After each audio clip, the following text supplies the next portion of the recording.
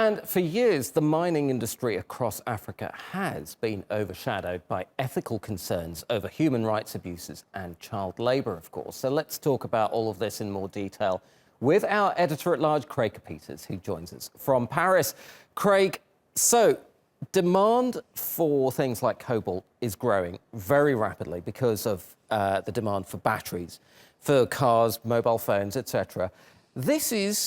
Is this going to be good for countries like the DRC, or are they going to suffer even more from the curse of resources? Well, let's go back to what our friend Chris Roebuck was saying about Oxfam a few moments ago. He said, you know, Oxfam is in business to help desperate people in desperate situations. Well, trading companies like Glencore exist to help desperate governments and politicians in desperate situations. That's the way it's always been in the metal trading business. Now, you mentioned cobalt.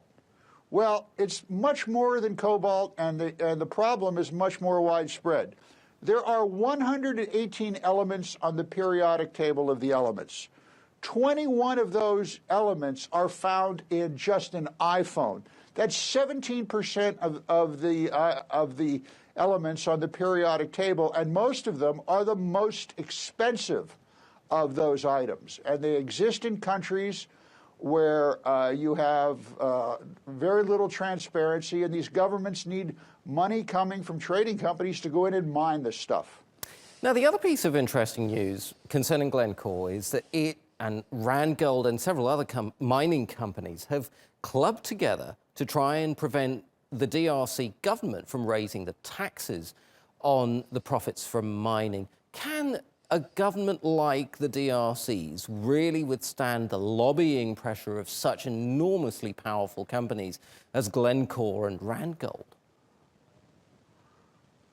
If Glencore is successful in this, I believe it's going to be the first time in the modern history of metal trading that we'll have seen this done, because these companies come in and basically own the government.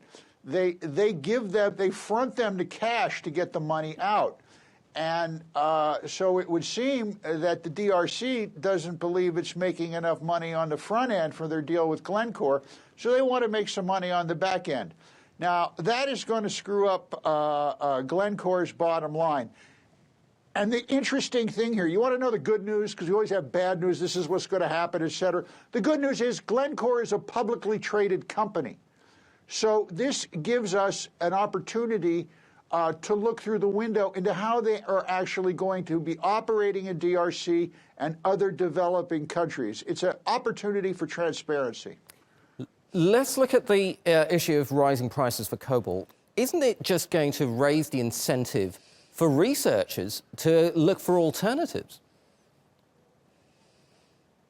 Well, they've been looking for alternatives to cobalt and the other precious and strategic metals for over 100 years. There aren't any.